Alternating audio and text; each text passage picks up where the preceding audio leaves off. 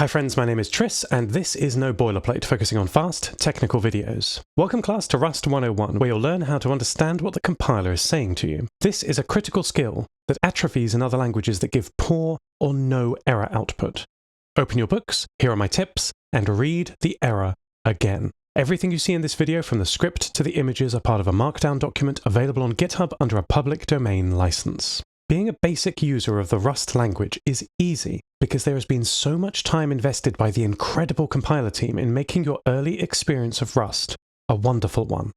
Forget the borrow checker, forget lifetimes and reference counting and all that other stuff you've heard of. You don't need to understand them yet to build simple Rust apps in the same way as you can get the gender of a French noun wrong and still be understood fine by a native speaker. Kind, generous people will always understand what you're talking about, and kind, generous people wrote the Rust compiler. Here is the basic command I recommend beginners use to get the compiler involved with their Rust education. Clippy is Rust's built-in linter, yes, named after the 90s Microsoft Office paperclip, and as ever, you should let the linter teach you the language. You can even get the very good crate Bacon to auto-run Clippy for you while you code. It's a very nice complement to your editor's linting. You can even start by writing JavaScript and Rust will tell you what to do. Let's isolate some beginner mistakes and study how the compiler will respond. A very common mistake is to forget the bang at the end of a macro invocation. Macros, as I explained in detail in my Witchcraft video, are functions that execute at compile time and are a very powerful metaprogramming technique borrowed from Lisp. Because they're so powerful, it's very good to know when they are being used. Rust flags this with a bang on macro invocation. As you will see throughout basic Rust, the compiler can almost always correct your errors for you. If the item is known to the compiler, it can suggest it for you if you've spelled it wrong. It can also figure out if you're using an unimported method and suggest importing the trait that may provide that method. This makes working with the unfamiliar trait system much easier for newbies. As I mentioned about a month ago, I've started one-to-one mentoring on Patreon, and this is what has allowed me to quit my day job and focus on No Boilerplate full-time. If you'd like to sign up for a monthly recurring 1-hour video meeting, head over to patreon.com/noboilerplate. We can talk anything valuable, including Rust, video production, or your choice of topics. If you would like to support what I do here, I have multiple Patreon options and they all get early, ad-free, and tracking-free videos. Thanks to everyone who has supported me on this wild journey so far. Back to speaking Rust. Here's a fun Easter egg. While Rust supports emojis inside strings, they can't be used as identifiers. But if you use a very special emoji, Rust knows what it should be called. At first glance, this simple line should compile. That is not a minus symbol up there. That's an M dash, and the developer has likely copied and pasted from a badly formatted web page or Microsoft product. I remember in my first programming class at university, the lecturer begged us to not copy and paste from the PDF handouts they had given us.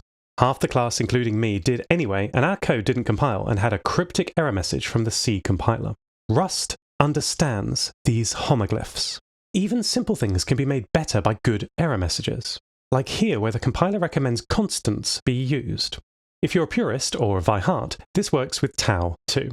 This common variable swapping mistake can so easily slip into our code, especially when nested inside some dense inner block rather than being easy to read as it is here. I love this stuff. You and I, as high-level application developers, can so easily use extremely performant bare metal operations, giving our high-level applications speed and superpowers, and all without making me scared. The more you use the match expression rather than the if expression, the safer your code is, because if expressions aren't as type-safe. They can do anything, after all. If you want to do anything, they are there, just as for loops are available instead of iterators. But most of the time, refactoring into a match expression will allow the compiler to help you enormously, principally by making sure you handle all input cases. In all your Rust coding, I encourage you to read the error again. Read it twice, read it 3 times. The information is all there with very few exceptions if you only look. I say this so often, I put it on a stupid shirt in my stupid store. Don't buy it, whatever you do. Those of you coming from C might mix up bitwise not, and the compiler knows it. This example is a great case study of the benefits of a strongly typed language that pushes as much safety to compile time as possible. You and I, as developers, live exclusively at compile time. We sit in front of our editor and look at the same source code the compiler does. Rust's compiler reads the same source as we do, and because it's marked up with all this type metadata, it could make the same decisions we can. And if it doesn't yet, well, there's work to be done. Open a PR and pitch in. I first got this infinite error when I tried to make a little dungeon crawler game where rooms were connected to other rooms and so on in a tree.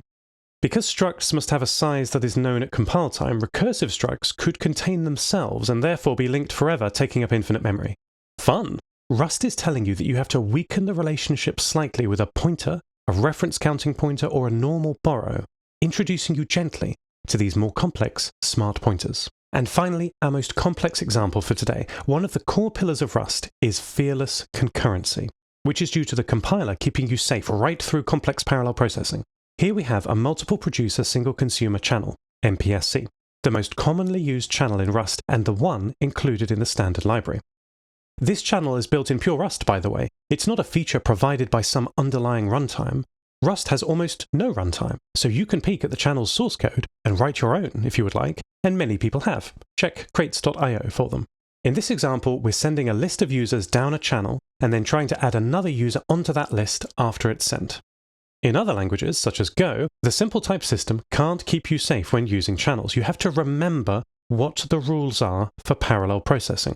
One of these rules is, after you've sent a variable into a channel or thread, you can't safely reuse it. It could be modified or overwritten or used in unpredictable ways by unpredictable threads. The Rust compiler doesn't need to treat threaded code as a special case to maintain safety.